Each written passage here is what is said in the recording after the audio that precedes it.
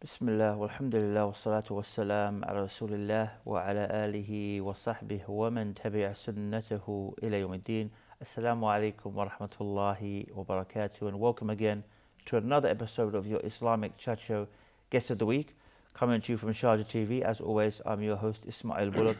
And today, inshallah, as we come to the Hajj season, we want to talk about how to perform Hajj and some of the essential ahkam, rulings relating to Hajj. And to do that with me is Ustad Rahman Hassan. Assalamu alaikum. Wa alaikum salam wa rahmatullahi wa barakatuh. So, obviously we've done episodes before talking about the general meaning of Hajj and the objectives from the Iman and the spiritual side of things. But today we want to discuss, how to perform Hajj, because obviously you could go there with the right intention, as we mentioned in the previous episodes, but then you may be not performing Hajj properly and maybe have an invalid Hajj because you missed something out, you did something wrong, and you didn't prepare yourself. And as we know, there is certain knowledge that is an obligation for us to learn. Usually it's our tahara, our salah, but if you are someone who meets the threshold, zakah, when you fast, you should know the rulings of fasting. So now you're someone who has fulfilled the conditions of having the physical and financial ability to go to Hajj.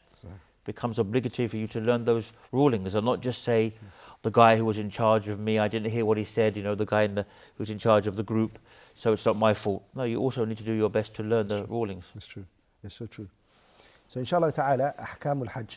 الحمد لله رب العالمين له الحمد الحسن والثناء الجميل وأشهد أن لا إله إلا الله وحده لا شريك له يقول الحق وهو يهدي السبيل وأشهد أن محمدا عبده ورسوله صلى الله عليه وعلى آله وأصحابه والتابعين لهم بإحسان إلى يوم الدين أما بعد. Hajj, first of all, it's an obligatory act once in a lifetime. As Allah says in the Quran, وَلِلَّهِ عَلَى النَّاسِ حِجُّ الْبَيْتِ مَنِ اسْتَطَاعَ إِلَيْهِ سَبِيلًا وَمَنْ كَفَرَ فَإِنَّ اللَّهَ غَنِيٌّ عَنِ الْعَالَمِينَ.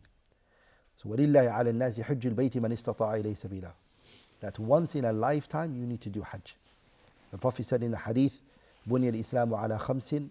Islam is built on 5, and in there he mentioned Hajj, مَنِ اسْتَطَاعَ إِلَيْهِ سَبِيلًا, the one who has the ability, وَحَجِّ بَيْتِ اللَّهِ الْحَرَامِ مَنِ اسْتَطَاعَ إِلَيْهِ سَبِيلًا, to go to the house of Allah, the one who has the ability to do so. In another hadith, the Prophet ﷺ, he said, يَا أَيُّهَا النَّاسُ حَجُّوا. Oh, people, go and do Hajj. So it's an obligation, it's a command. The man said to the Prophet ﷺ, كُلَّ عَامٍ يَا رَسُولَ اللَّهِ. Every year, the Prophet ﷺ, he went quiet and didn't respond to him. And the man said it again and again and again. And then the Prophet said to him, he taught him a lesson. And he said to him, if I was to say yeah, it would have been obligatory. Then the Prophet reminded him, فَإِنَّمَا هَلَكَ مَنْ كَانَ قَبْلَكُمْ كَثْرَةُ الْمَسَائِلِ مُخْتِلَافٌ عَلَى أَنْبِيَائِهِمْ. That the previous nation that came before you, what destroyed them was they were asking too much questions. And they opposed their prophets on that. So, not to do that. So Hajj is obligatory. What are the conditions for Hajj to be obligatory on somebody? Number one, that person has to be a Muslim. If a non-Muslim does Hajj, of course it's not going to be accepted from him. Also, the person has to have al-aql, which is sanity. An insane person who hasn't got the aql, Hajj of course not obligatory on them. They're excused because they don't have sanity. Third is al-bulugh. The person has to reach age of puberty. And the fourth one is the person has to have al-hurriya, freedom. And the last but not least is al-istita'a. Al-hurriya means he's not a slave. And al-istita'a means he has the ability to do it. Hajj, because it combined, if you look at the 5 pillars of Islam, none of them did Allah say, if you're able to do it. Because the rest, ability is also connected to it. But the reason why Hajj, every time you hear, مَنِ اسْتَطَاعَ إِلَيْهِ سَبِيلًا, مَنِ اسْتَطَاعَ إِلَيْهِ سَبِيلًا, مَنِ اسْتَطَاعَ إِلَيْهِ سَبِيلًا, is because Hajj combines between physical and financial. Whereas if you look at the other 4 pillars of Islam, or more like the other 3 pillars of Islam, okay, you will realize that the rest is either finance alone or acts alone. So for Salah, for example, it's only an act that you need to do. Okay? There's no financial that's needed from you. Fasting is the same. Like zakat is what? Finance only. Not physical, it's just finance. Hajj, like it's finance and it's also physical, which basically makes it what? Harder. And since it combines between quwwatul badaniyah and wujud al-mal, makes it very hard. That's why the Quran and the Sunnah always mention man istata'a ilayhi sabila. So ability is a must. The ability for a man and a woman is slightly different. The scholars, they say istita'atu fi haqqi al-mar'ah is wujud al-mahram. She has to find a mahram, meaning a man or a guardian or a child, son, or a male figure has to accompany her. That male figure has to be someone who is her mahram, meaning someone she can't get married to. Okay, and that's a loose translation of someone you can't get married to. It's like father, for example, like your brother, like your son, and etc. Those are what? Your maharim. That mahram that's taking you has to also reach age of puberty. You can't take an underaged child. And also, there's a dispute. Does he have to be a Muslim or not? But the strongest opinion is, of course, this is Hajj. So he has to be a Muslim. So that's the first point that I wanted to mention, inshallah ta'ala. The second point I wanted to go through is al-mawaqit al-zamaniyah. As you know, Allah says, al-hajju ashhurul ma'lumat. Hajj is specifically placed in what? Designated time. Hajj is not any day in the year. Like Umrah. Umrah you can go and do any time that you wish. So what is it? It's Shawwal, Dhul Qa'dah, and Dhul Hijjah. Those 3 months are called Ashhurul Hurum. Is considered as Ashhurul Hajj. They're considered what? The days of Hajj. Let's repeat again. Shawwal, and Dhul Qa'dati, and Dhul Hijjah. Some scholars, they say Dhul Qa'dati. You can say both ways. Okay? So now we've learnt the mawaqit al-zamaniyah, the timing that Hajj happens within the frame time. And there's ahkam related to if you do Umrah within any of those times. Ramadan, Shawwal, okay? Shawwal, if you do an Umrah, it can become Hajj later for you. It could be. Whether you do the 3 forms of Hajj, which we're going to talk about.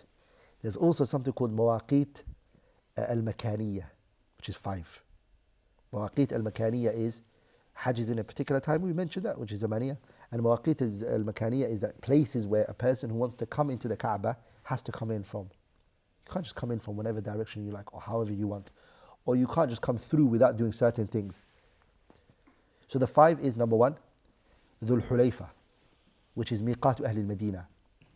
Dhul Hulayfa is the Miqat of the people of Medina. Today it's called Abyaru Ali.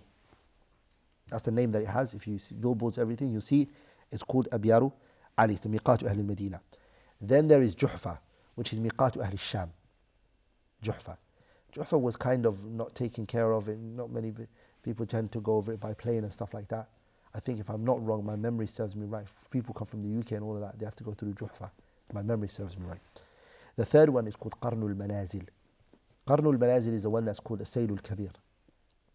As-Sailu Al-Kabir. Anyone who actually drives from the UAE by car would most likely be doing his Umrah from As-Sailul Kabir, unless he goes to Medina. But if he goes through Riyadh, and that's the route that we generally take, right, when we drive from here, you go through Riyadh, and then you go to As-Sailul Kabir. Because Miqatu Ahl Najd is actually Qarnul Manazil. Actually, it's called now Sailul Kabir. Okay?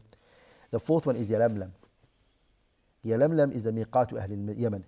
The people of Yemen, this is their Miqat. When they come, and of course, when we say the Miqatu Ahl Yemen, it doesn't just mean people of Yemen. وَمَنْ جَاوَرَهَا, and those people. That kind of direction, basically. Yeah, that direction, the people come from it. And then so that would be Somalia, for example? Yes, correct. Yes. And then also the Miqat of the people of Dhatu Irq. Dhatu Irq is Miqatu Ahl al-Iraq. Okay, those are the 5 Mawaqit al-Makaniyah that anyone who comes from has to do it. So you need to look at what country you're coming from and what miqat it is. A lot of people, alhamdulillah, they actually come to Medina first and then they do it from there. And that's the furthest miqat. The miqat of Medina is the furthest of the mawaqit. It's 4 hours drive, right? 4 or 5 hours drive for 400 and something kilometers. So it's a 4 or 5 hour drive. It's the longest one and it's the one that the Prophet did alayhi salatu wasalam. What about if somebody goes beyond that? He goes past the miqat without any ihram. So upon you is to go back if you're able to do so. If you went by, go back to the miqat and do it. That's one point. If you're not able to do that, and you're not able to go back, then upon you is an expiation. It's called a fidya. You have to do a fidya. It's you take a shat and you slaughter it for the people of Mecca and you give it to them. So that could be, for example, someone's on the plane, they're flying over Jeddah, for example, and they didn't put the ihram on in time, or they forgot, and they've already passed, so they can't fly back, obviously, so they would have to do this. Yeah. So they've got two options. If they can't go back, then they have to do the fidya. And if they didn't do the fidya, that means their umrah or their hajj, for example, in this case, would be invalid. Invalid, yeah. So the person has to, in order to get that, you have to. Now, when the fidya that you give, you wazi'uha ala masakini al-haram. So you have to give it to the poor people in haram. Alhamdulillah, they've placed good, mashallah, projects and programs where you can. Yes.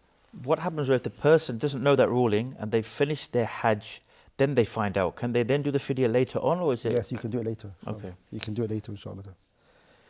What about if a person they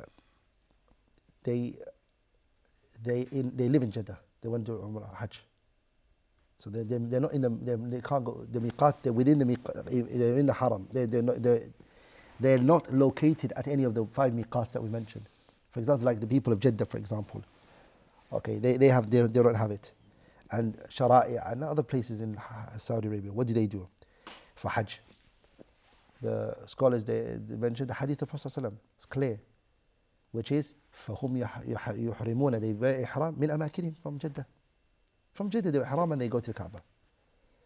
They don't have it. If anybody's within the, so this is the muwaqit, whichever miqat you look at, and they live inside here, and that's where they live. Not that they come from outside, but they live here. Their ihram is فَلِأَهْلِ مَكَّةَ مِن Makkah, as the Prophet said. That's the ruling that they take. So that's some issues that need to be known. Simple as there's pillars in Hajj. These pillars are basically, without it, you don't have Hajj. A pillar is very important. Nothing else can take its place. Nothing can what? Take its place. And they are just 4. These 4 are pillars, arkan. If a building has a pillar, a building has a pillar, that pillar, if it falls, is taken off, the building will collapse. Simple as. These 4 are basically the pillars. The rest, inshallah ta'ala, either wajibat or sunan or this and that. Okay, these 4, you have to observe them very much. The first one is al-ihram, the ihram. The issue of ihram is very important. And ihram here is not just the clothing. It's a niyatu fi dukhul nusuk. Ihram here doesn't mean just the white thing that you're wearing. It means the intention of coming into Hajj. Okay, that's important to understand. Number 2 is al-wuquf bi Arafah. Standing in Arafah is a pillar. The Prophet said, if you don't do this, by the way, there's no Hajj for you. These 4, if any one of them is missing. Because the Prophet ﷺ, he said, Al-Hajj wa Arafah, isn't Al-Hajj wa Arafah, that's it. That Hajj is Arafah. This is the pinnacle of. Meaning the entire Hajj stands on Arafah. So there is no Hajj without Arafah. It's time for a break now. So inshallah, join us after this short break.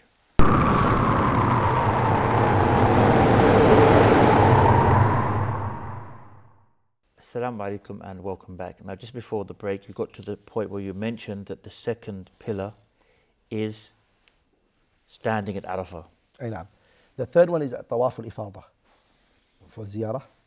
And the fourth one, and last but not least, is As-Sa'i bayna Safa wal Marwa. These 4 are the pillars of Hajj. Now we're going to go into anyone who leaves any of those arkan. For somebody, if somebody leaves the niyatul ihram, he didn't come with the intention at all, and then he missed Arafah. So he didn't do the intention when he came. Arafah's gone, then that person, Hajj has passed you. So there's no way to come back from that. What about the wajibat? These are the following wajibat that a person needs to do. Number 1, al-ihramu min al-miqati al-muhaddadi lahu shar'an. These are things which are wajibat. Meaning, if these wajibat are missing, there's fidya. It doesn't take away your Hajj. Number 1 is to wear the ihram from the miqat, the 5 miqats that we mentioned, you wear it from there. Number 2 is al-wuqufu bi arafatin ila al-layla, night time, that you stand in Arafah. for the one who comes daytime. But if you don't, your Hajj is not invalid, because all that was required was al-wuquf bi-Arafah. As long as you stood in Arafah, it's fair, inshallah ta'ala. The third one is al-mabitu bi-Muzdalifah, to stay overnight at Muzdalifah, the night of Nahr, until the muntasaf al-layl. Number 4 is al-mabitu bi-Mina, to stay in Mina layali ayam al-tashriq. The 3 days of Tashriq, you stay in Mina. And inshallah ta'ala we're going to mention those ones. 5 is ramyu al-jamarat, that you throw the jamarat, the stoning of the jamarat. We're going to talk about that inshallah ta'ala. And you do it murattaban, in a sequence and order. The 6th wajib thing that you need to do is al-halq aw al-taqsir. You shave off your hair, which is what the Prophet made so much dua for, or you shorten it. And number 7 is tawaf al-wada'. Tawaf al-wada' is لغير الحائض والنفساء. As for the women who are not menses or their postnatal bleeding. Anyone who leaves any of these wajibat, all you could patch it up with is blood. If you've missed any of that, the blood here means you just have to give fidya. You have to slaughter a shat for the people of Mecca, and your Hajj is in place inshallah ta'ala. Any of other than those 7 I mentioned that you need to do in Hajj is not wajib, nor is it a rukun. It's a sunnah. And of course, these issues are difference of opinion amongst the scholars. So inshallah ta'ala. So a person, by the way, is not allowed to do the following things. You're not allowed to remove hair from your body, whether it be men or women. You're not allowed to do that. Also, you're not allowed to take from your nails.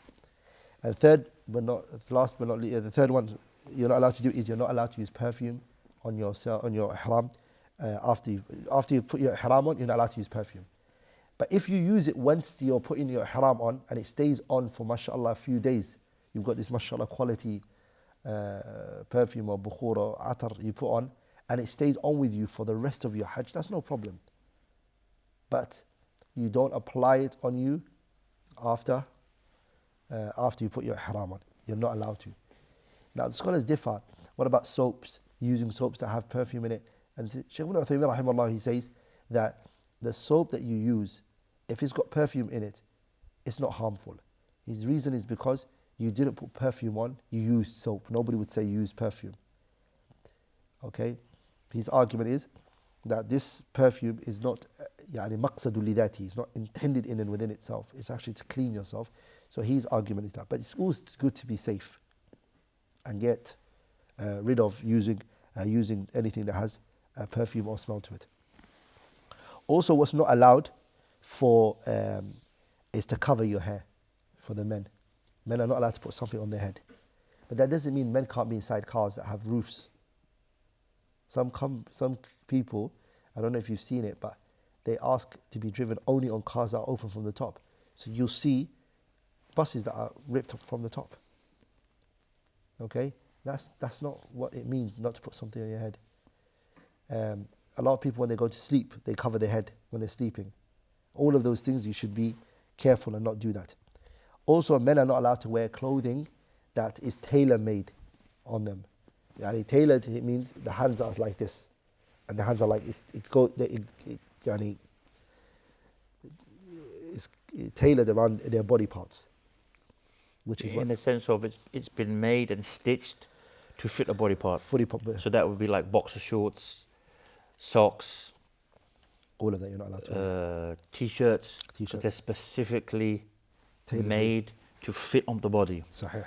And that's also, what you're probably going to mention, that's why with the women they can't wear a niqab, but they can wear the ghashwa, which is that cloth that hangs down, because that has not been purposely tailor-made to fit on the face or tie like the niqab. It's so true. So when the hadith says, لا تلبس لا تنتقبن ولا تلبس القفازين, the women should not wear gloves, and nor should they cover their faces, or they should not wear, it doesn't say that they shouldn't cover their faces, it says that they should not wear niqab.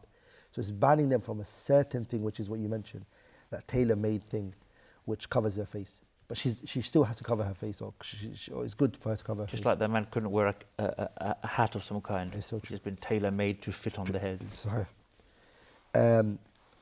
Also, what's not allowed is no contract of marriages should be done. A lot of people tend to joke about marriages and this and that. Well, You're not allowed to do aqdul nikah in that state. You're not also allowed to do sexual intercourse with your spouse. Also, you're not even allowed to play around, even if it's not sexual intercourse penetration, any like kissing and all of that stuff, without clearing yourself. You should not do it, and you should stay away from it. What a person is allowed to wear is watch. A lot of people tend to take off their watches or their rings. You're allowed to wear your watch and your ring. That's not part of clothing. Quick question, go back to that point, because who knows, it could happen. If someone did sleep with their wife, for the viewers, what would happen in this scenario? So there's difference of opinion. Some scholars, they say that the Hajj is, but then some scholars, they say, if the person knew, they say if they Like knew, he knew the ruling. he knew the ruling, Yeah. then what would happen is he would be forced to bring back that Hajj. Some scholars, they say, because the Hajj is null To and void. repeat it, basically. Yeah, Like it's, basically repeat okay, it. invalid. It's Yeah. null and void. And another large number of scholars, they say, no, that's not the case. If he knew it and he deliberately done it, then it would just basically take away from the kamal of his Hajj, not necessarily from it. And Nawawi rahimahullah pushes that, and that he has to give fidya to the people of Mecca. But in a nutshell, stay far away is to be safe. As long as you can. Because you don't want to gamble with. Correct. What are the things that are allowed for you to wear? Glasses. If you've got your person who wears glasses, you can't say, I can't. I've taken this off. I don't want to wear it. Or, and I've seen it happen, where people have taken off their glasses because someone gave them a fatwa that they have to, and they were struggling in seeing in Hajj. Okay, rings. First, you've got a ring. You can wear your ring. There's nothing wrong with that. Toothbrush. You're allowed to use your toothbrush and brush your teeth, etc. Things that people normally wear that's not clothing. So, for example, somebody wants to carry a bag. It's fine. There's nothing wrong with that. All of those things are not. Again, you can be in cars that's got roofs and all of that as well. There's nothing wrong with that. Now I want to talk about the types of Hajj, and the one I encourage people to do, but it's not a must. But any of these three you can do, depending on your inclination and how you want to do it. So this is what the ulama call anwa'un nusuk, the type of Hajj. So the first one is called al-ifrad, and al-ifrad basically means the person does Hajj, okay, by itself in the months of Hajj. So we mentioned the months of Hajj were what? Shawwal, Dhul Qa'dah and Dhul Hijjah. Those 3 months, the person he does for Hajj only. So he does not do any Umrah. This is called al-ifrad. So it's just purely Hajj, and he does it in that month. Okay, we're going to go into the actions that is required from the person who is in ifrad. We're going to come back to it. The second one is called at-tamattu'. And at-tamattu' is a person who does Umrah in the month of Ashhur al-Hajj. So any of those 3 months, Shawwal, Dhul Qa'dah or Dhul Hijjah, he does Hajj. He does Umrah, first. He completes that Umrah, fully completes it. And then when he finishes it, he shaves his head. And he waits for the 8th day of Dhul Hijjah, and he goes towards there. So he separates his Hajj, Umrah from his Hajj. This is called at-tamattu', inshallah ta'ala. The things that are needed from the person who's doing at-tamattu', I'm going to come to it. The third one, which is al-qiran, okay, which is a person, he intends Umrah and Hajj together. يعني يقرن بينهما. Right after, one after the other. So when he does his Umrah, he doesn't leave it. Tamattu', the difference is that he shaves and he gets out of it. This person who's doing Qiran, he stays in that state of Ihram, even though he's finished his Umrah, he stays in that state of Ihram for however long days it takes. Okay, and he waits for the day of Hajj. When Hajj starts, he goes and he does it. They each have their own different things that they need to do. There's a lot of things they have to, similarities they need to do, but there is also differences, inshallah ta'ala. So let's start with the first one, which is the person who is al-ifrad. The person who is doing ifrad, which is he does Hajj only, no Umrah, just Hajj. By the way, the Prophet, he did the third one, alayhi salatu wasalam, which is al-qiran. And the scholars, they dispute one another, which one's better, al-qiran or al-tamattu'? Okay, which one is the two of them is better? That which seems apparent, wal ilmu inda Allah, is that tamattu' is better. Because the Prophet said, لو استقبلت من أمري ما استدبرت ما سقت الهدي. If I can go back in time, I wouldn't have done this one. I would have done tamattu. The Prophet mentioned alayhi salatu wasalam. That which is needed from the person who's doing tamattu is that if you reach Mecca, إذا وصل Mecca, the person reaches Mecca, you should do tawafu al-qudum. This is the person who's doing what? The ifrad. Which is, if you come to the Kaaba, then you need to do tawaf al-qudum. Tawaf al-qudum is the tawaf of entering Mecca. You need to do that. Then you're going to do your sa'i, if Allah tabarak wa ta'ala willed Hajj for you. If the person wants to do Hajj. And if he wants, he can delay it as a tawaf al-ifada until the 10th day. He can do that. And then, of course, he remains in his ihram until he stones his jamarat. And there's no, the person who's doing ifrad, there is no hadi on him. So he doesn't have to bring any slaughtering animal. Tamattu, on the other hand, which is the best, inshallah ta'ala. That person, what he has to do is, the required action is that when you reach Mecca, you do your tawaf and your sa'i with your umrah. So you just do umrah, okay? Then you shave your hair, you cut your hair and you cut your nails and everything. You cut your hair and you just get out of that state. Then you can have intimate relationship with your spouse if you want until the 8th day. When the 8th day, which is called Yawm Tarwiyah, comes, you get ready for your Hajj by itself, and you come with all of the actions of Hajj, and upon you is to come with the hadi. 7 budn, or 7 baqarah, or 1 ghanam. Time for a break now, just hold you on that point. Join us inshallah after this break.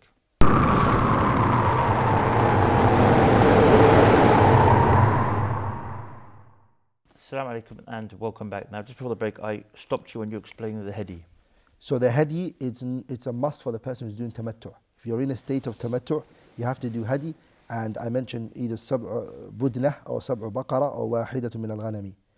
Lakin, if the person is in a state of qiran, okay, he also has to do that which the tamattu needs to do, which is to come with the hadi. But the actions are slightly different, which is that the person who's a qarin, his af'alul umrah, it enters into his af'alul hajj. So everything he did for, like the mutamatta' does, which is to do umrah, he just doesn't leave that state. He remains in it until hajj comes. And the rest are the same, inshallah ta'ala. This is called al-qiran. The person is called a qarin. So, in short, how does hajj happen, inshallah ta'ala? By breaking it down for the people, inshallah ta'ala, the first day, which is the 8th day, the person goes to, which is the 8th day of Dhul Hijjah. We said 3 months are the days of hajj. Those 3 months that are the days of hajj. The 8th day is where it all starts. It's called Yawm Tarwiyah. So let's focus, because we don't want to go through all of them, let's just focus on the person who's doing tamattu'. On the 8th day, the person who's in a state of tamattu', he goes to Mina after he's put his ihram on. By the way, if you've just done Umrah in Mecca, okay, and you've just finished your Umrah in Mecca, and the 8th day of Dhul Hijjah is announced, of course, it's announced the 8th day of Dhul Hijjah, it's Yawm Tarwiyah. What do you do? Where do you wear your ihram from? You don't have to go to the miqat. You just wear your ihram in Mecca, because you already entered Mecca in a state of ihram and you did Umrah. Now you are going to have to do it from, you wear your ihram from Mecca again. You put your ihram on, okay?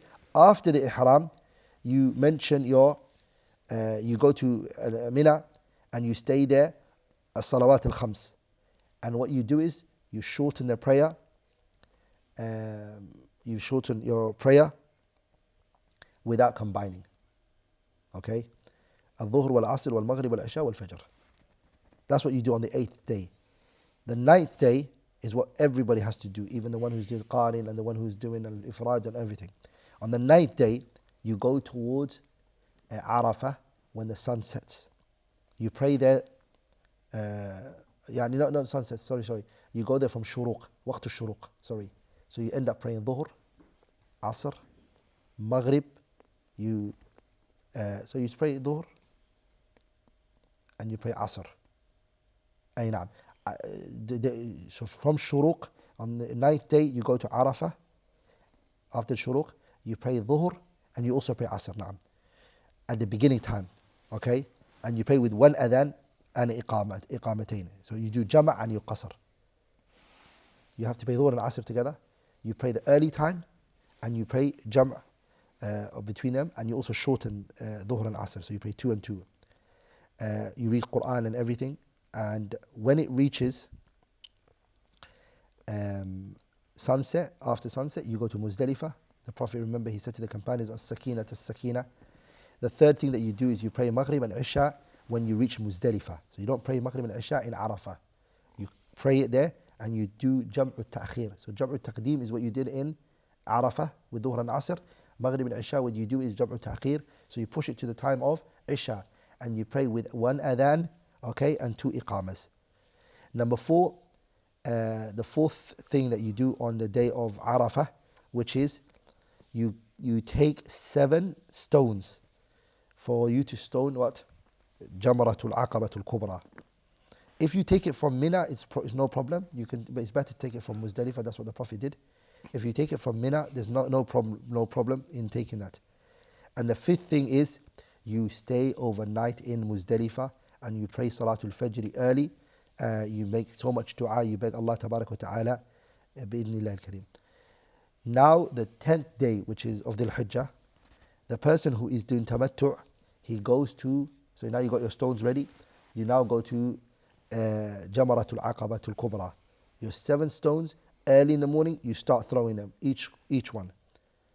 You slaughter your hadi and you carry on ila ghurub al-shams until the 13th, and the 3rd day you shave your, the 3rd thing that you do on the 10th is you shave your hair, and 4th thing that you do is you take yourself out of state of ihram and you do your tawaful ifadah and you do your sa'i. The 12th day or the 11th day, the person, he stays in Mina, 11th. The 2nd day he does his 3 jamarat after the zawal, and etc. inshallah ta'ala. The 12th day the person stays in Mina, and the 13th day also the person stays there. Wallahu a'lam, and Allah knows best. It could happen that some of these things, that they may not be simply easier for you to do it in the way that it's done. So some things you can shift from back to front. And this is one of the things that you have to get a reliable tour guide who can tell you what you can or can't do. For example, some madhabs, they believe a certain thing and that's what they push for. So you need to understand, because it's happened to some people where they've followed a tour guide and they've been given a fatwa that this cannot be done. They've been banned from it. Or they've been told that you need to do this, when in reality it's a qawl which is shad, very weak, or very, it can't be. But generally speaking, the rest of the issues are, is this stronger or is that stronger? Is this one better or is this one not better? I would say, don't use ignorance as a reason. Hajj, when you're going, the advice that you could be given, the best advice you could be given is, make sure that you go Hajj with knowledge and understanding. Don't go Hajj and you have no knowledge and you're just fully trying to blind follow someone. If you're young and you're a youth, you can read. Trust me, it's online. All of it's on YouTube. You can download it, reliable sources, shuyukh, ulama explaining it. There's even books that have been published. Get those reliable books and try to read it on a very basic surface level. From what, on the 9th where I need to be, the 8th where I need to be, the 9th where I need to be, the 10th where I need to be. Every single day, where do you need to be, what you need to be doing, what you shouldn't be doing. You look it up overall, and then the rest, inshallah, the intrinsic details. Of course, you have to trust your the tour guides that you're following. Make sure you select the right people. But I think this year, inshallah ta'ala, it's going to be different, inshallah ta'ala. The tour guides are going to be selected by the kingdom and themselves. They're going to choose who's going to do it and who's not going to do it. So it's going to be. Inshallah, we have maybe like 7 or 8 minutes left. Maybe we can end on just reminding the people again of those things that violate the Hajj, and ending as well after that on just some advice on how they should spend their time while they're doing the Hajj. So a lot of the times what happens is that mahdurat al-hajj, the things that are prohibited in hajj, it's behaviors that person not, so we divide it into things that tend to be tends to be things that people do that are not allowed in hajj, which were allowed outside hajj. That's one thing. Another thing sometimes is that people do things that they should never be doing, regardless of whether it's hajj or not. And that one is very serious, like lying and in order to make people laugh. Okay, the Prophet said, وَيْلٌ لِلَّذِي يُحَدِّثُ فَيَكْذِبُ لِيَضْحَكَ بِهِ الْقَوْمُ وَيْلٌ لَهُ. You tell a lie so you just can make people laugh, and stop that. Islamically is not right. Or backbiting, or gossiping, or shouting and screaming and debating. That's haram in Hajj and outside Hajj. And as a Muslim, you came to the blessed land, you shouldn't be practicing these bad things. The second thing is, things that were allowed for you to do outside Hajj, but now that Hajj is in, you can't do those things. And those things are, as we mentioned, sexual intercourse. You can't do aqdul nikah al-zawaj. You can't be talking to a father in Hajj and say, oh, this is my best opportunity. Allahumma barik. He's here, he's in the tent, his iman is high. I know he's going to say, yeah, if I ask him for his daughter. No, you can't do that. Hajj is in, you can't be talking about those things. And funny enough, wallahi, this might sound very crazy. Like some people think these masail maybe, it doesn't happen really. Yeah, it does happen. I actually saw with my own two eyes, two people were talking about marriage to each other. A brother that was talking to, because he's like, this is why I came to Hajj. What am I reading? So his intention, it could be affected here. And now what he's talking about. So it's very dangerous. These things are very basic. You should be avoiding them. Or even, subhanAllah, having a bad intention, which we spoke about, maqasidul hajj. Some people tend to have bad intention. They go to Hajj because they didn't want to. But their parents are like, can you follow me as a muhram? Mom, I don't want to go. I got uni, I got this, I got that. And no, I'll pay for everything. Just come to the house of Allah and do Hajj with me. He says, okay, I'll come. When he's asked in Hajj, and I asked the brother, I said, how much Allah barik? Is this your first time doing Hajj? Yeah, mashallah. But my mom forced me to come. So alhamdulillah, he was in Medina at that time. I said, look, akhi, perfect your intention now. You still didn't start your Hajj. It's an opportunity. Say, Ya Rab, I came for you. And when you go to your miqat in Medina and you do your umrah, have that intention. He goes, really? I said, yeah, you've got all that distance. Have good intention. Do it for Allah's sake, subhanahu wa ta'ala. So these things we should work on. Another thing is that, which I find more than anything else, is what happens in Hajj, what some people do to each other. The speech and the way they get angry at each other. And Hajj is not about being selfish, it's being selfless. A lot of people are very selfish when it comes to in Hajj. You've got water, a lot of water. Somebody around you there is thirsty, very thirsty. And wallahi, I saw some of the ulama, wallahi, giving out water to just the people they see. Take this water, this is water. Also, you see a woman, old woman, who's carrying heavy stuff, or you see a person who's in need. Hajj is about gathering as much reward as you can, not holding back. And I think those things are very important, and they're not shed light on a lot. These little things that you see around you that you can benefit from. Also, another thing I find that tends to happen in Hajj is that a lot of people spend the time sleeping throughout the places they go to. They go to Mina, Mabit al-Mina, sleeping. Sadly enough, I've seen moments where people have prayed Salah very late, and there's no explanation of praying late. There is no explanation. Why? Because wherever Salah comes in, you can pray. The Prophet ﷺ, he told us in the hadith, فَإِنَّمَا أَدْرَكْتُمُ الصَّلَاةَ فَصَلُّوا. Wherever the Salah comes in, pray. Except those places that he prohibited, alayhi salatu wasalam. Jazakallah khair for sharing that with us, and also for the viewers for tuning in. And inshallah, to the same time, same place next week, I leave you as always with the greetings of Islam, the greetings of peace. Wassalamu alaikum wa rahmatullahi wa barakatuh.